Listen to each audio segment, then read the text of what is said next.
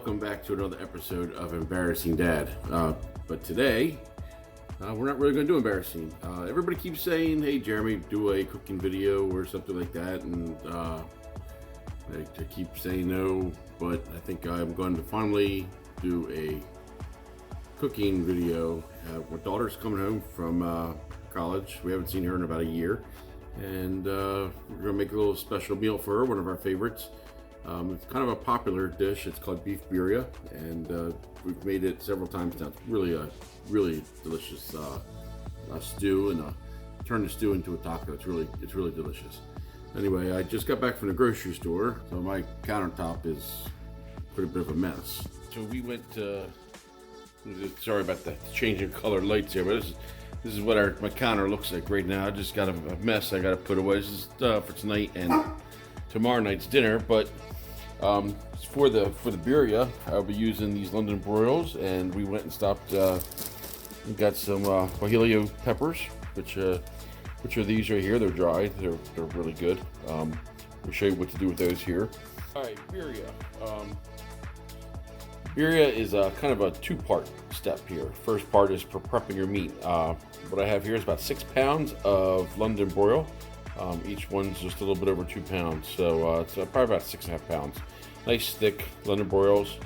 What we're gonna do is cut these into thirds, and then we'll put each piece in this bowl, and we're gonna add some seasoning, put a lid on it, and put it in the refrigerator overnight. Let it soak up some of those flavors from the seasoning. And as you can see here, I cut each piece into thirds, and we're gonna put them in the bowl. And next up would be the seasoning. Now, I have made birria several times. You don't have to put it in the refrigerator and let it sit overnight. Just let it sit there for a couple hours, or even not at all if you don't want to. But I mean, it's better if you do, and it's much better flavor if you do. But you'll still love it if you skip, marinating your meat overnight. You'll be perfectly happy with this recipe. So don't worry about it if you don't feel like putting it in the fridge, or you don't have room in the fridge. All right, first thing we're going to add here is some salt. It's about 1 teaspoon per pound, so it's about 6 teaspoons. Probably going to need more salt than that later, but we'll check the flavor when it's cooking later on and see if we need to add some more. And next we're going to add about 2.5 teaspoons of black pepper. You either use freshly ground, or I just bought the already ground pepper. All right, next it's about 3 tablespoons of Mexican oregano. You can use regular oregano if you don't have Mexican oregano. And right here, about a teaspoon of cumin. And here's about a teaspoon of freshly ground cinnamon, or that was about a teaspoon of cinnamon. And our final step is going to be just to get your hands in there and get this well mixed. Get the meat as good as you can. Take a minute or two to definitely do this right. Make sure everything's coated. So welcome back to day 2 of making the beef birria. A couple things I didn't mention yesterday as we started this. All the ingredients are going to be in the description. You'll see that we're putting a hot pepper in ours, because we like things a little bit on the spicy side, and without the hot pepper in there, it's not spicy at all. So anyway, let's get to it. All right, what you're going to need is some garlic. It's about half of a clump of garlic. I don't know what you call it. Some guajillo peppers, and we'll get to what to do with these here shortly. I have 4 tomatoes, a very large onion. This pepper here, just pulled it out of our garden, right at the end of the season here. It's spicy, it's pretty hot. You're gonna need some olive oil, beef broth, and this pepper here was just sitting in our fridge getting in the way, and I want to get rid of it. And also you're gonna need scissors and a good blender. And the other thing you're gonna need is a pot, because we're gonna be taking all our ingredients, putting it in there first before we put it in the blender. Alright, so what we're going to do here is we're going to cut everything up, and then we're going to put everything into a small pot and bring it to a simmer, and let that simmer for about 30 minutes, and then we're going to put it in the blender and puree it, and then we'll put together at Birria. All right, so let's talk some about these guajillo peppers here. These are not hot. I'm sure you're probably wondering, but they're dried and they're not hot. They got a very earthy flavor, very delicious smell to them. I don't know, but they're not hot at all. And I'm going to use about 10 of these in the birria. I can find these at our local grocery store, but they're fairly expensive. If you go to we have a couple of Mexican grocery stores around. Go there and you can get far more for far less. The first time I made birria, I just cut the ends off, the stems off, and threw the whole thing in there. And everything turned out fine. After that, and watching more birria recipes, I found that people say that the seeds give it, or have the potential of giving your birria a bitter taste. So ever since then, I remove the seeds. So that's what the scissors are going to be for. Let me show you how to do that real quick. It's pretty simple. Basically, just going to cut the top off. And then you're just going to cut right down the inside like that. Very simple. Open it up. And that's it. Just get your seeds out. Can't make it too hard, can we? Do another one here.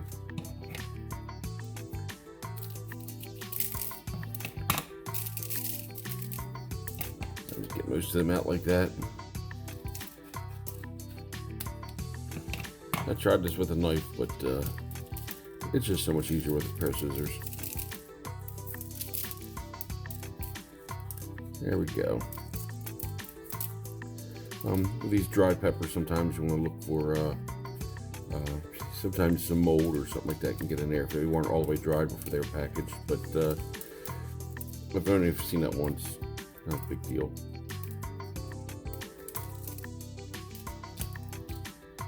I'm gonna do one more for you. I know you guys enjoying watching me do this.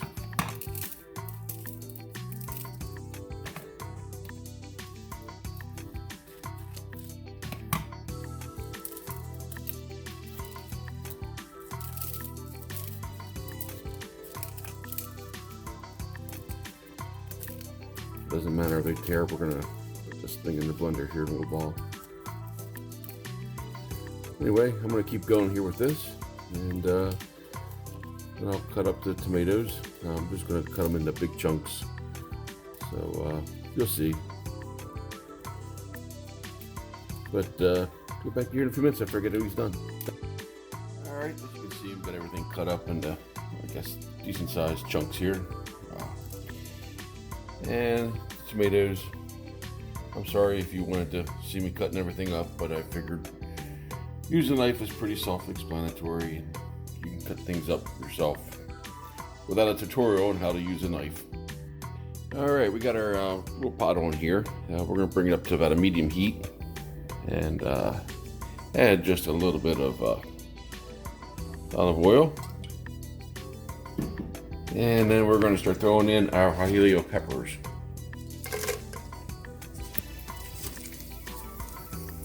What we're going to do is just give them a little bit of a stir. We're not going to let them sit on the bottom too long. We don't want them to char or burn. Only about 30 seconds.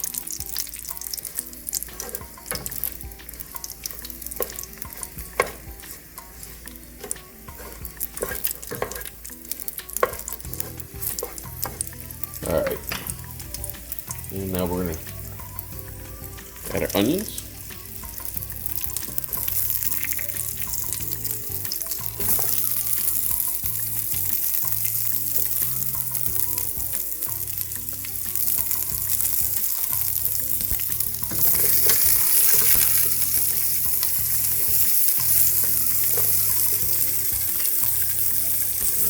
The garlic. There's a hot pepper, green bell pepper,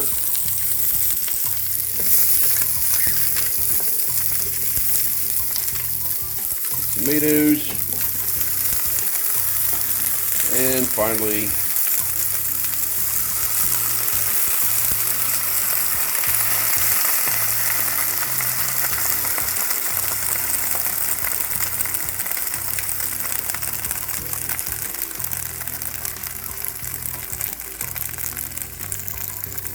the beef broth. And what we're gonna do is we're just gonna let this come to a simmer. Yeah, it looks good, doesn't it? Alright, and what we're gonna do is we're gonna let this come to a simmer for about 30 minutes, and then we'll come back to it. I'll take a look at that. Doesn't that look amazing? It's been almost 30 minutes, and we'll just turn it off, and we're gonna push this to the back, and we're just gonna let that cool down for a little while before we put it in the blender. All right, so we got everything in the blender here, and now we're gonna give this thing a mix. All right, so here it is. Everything's all blended. I blended everything up on high for about 2 minutes, and we're ready to pour this over the meat after I get it out of the refrigerator. Some recipes call for straining this puree as you pour it over the meat, but it's really up to you. This mixer does a really good job of getting everything fine enough that I don't see the need in trying to strain it. And some recipes don't even call for that anyway, so it's just a step that's up to you. If you don't think your blender does a good enough job getting this pureed up good enough, then strain it, but you don't have to, so it's up to you. All right, so here we are. We're at the time now we've all been waiting for, actually getting this thing going. So what we're gonna do here is we're gonna take our meat and we're gonna start putting it in the big pot. Now you do want a big sturdy pot, you know. Kind of wanna. You're gonna be putting a lot of stuff in this thing. All right, what we're gonna do is we're gonna take our puree we made up a little while ago, and we are going to pour it over the meat. Like I said, you can strain it if you want to strain it, but I mean, it's pretty much well blended in our blender here. So what we'll do is take some of this beef oil. Rinse this out a little bit. Get it all in there if we can. Yeah, that's good. All right. And what we're gonna do is we're gonna just add some beef broth until pretty much everything is covered up in there. You can use chicken broth if you want to use chicken broth, but I like the beef better. I'm going to be adding a little bit of a chicken bouillon here anyway, but yeah, you just want to keep adding this to your meat is covered. So I bought this should be plenty. Let's make the meat go down. There we go. There's about a quarter cup of chicken bouillon, granulated chicken bouillon. And last thing is about 8 or 9 bay leaves. And then we're going to give this a good stir. That up a bit.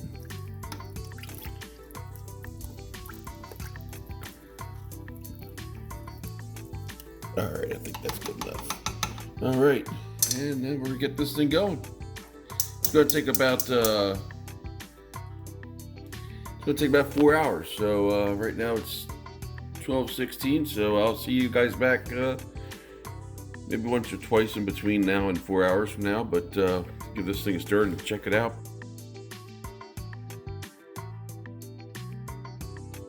I just turned this off here so you guys don't see just steam, but that's what's going on in there.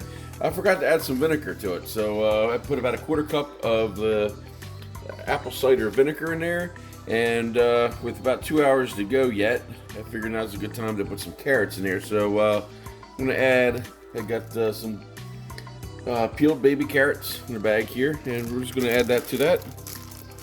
Whoop. I'm doing this one-handed because my other hand's on my phone. There we go. Wow, coming out of there. Anyway, you got the idea. Woo, got it. So anyway, there we are, and come back again in about 2 hours. All right, so there's the meat. It's almost done. There's the time. See the time back there. So there's the meat. It's almost finished. What we're aiming for is for the meat to be kind of fall apart with a fork, you know, where you can pull it apart with a fork. There's a couple pieces in there that are close, but I'd say half hour, it's going to be done. And over here, I got some cilantro and another large onion. And what we're going to do is we're going to dice up the onion and the cilantro and put the two together in a bowl, and that's going to be part of the garnish for the taco when we get to that part later on.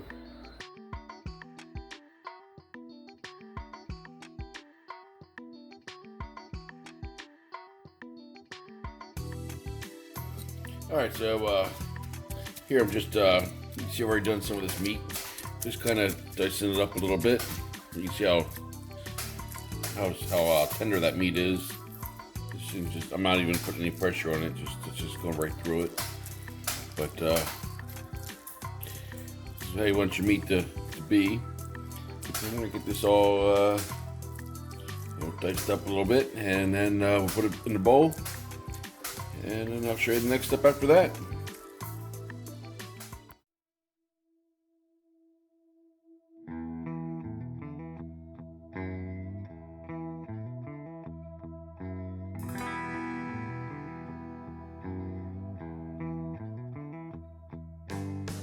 How to make the tacos. What we're going to do is we're going to dip the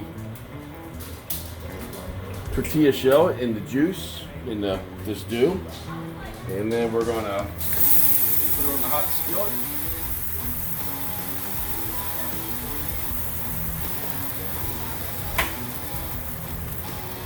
Lots of mozzarella cheese. And we're going to take the meat. And then the cilantro, onions, and a little bit more cheese. And this one's for my weird nephew who doesn't like anything but meat. And then before it is over.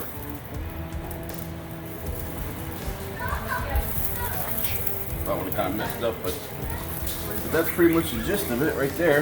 Just fold that over.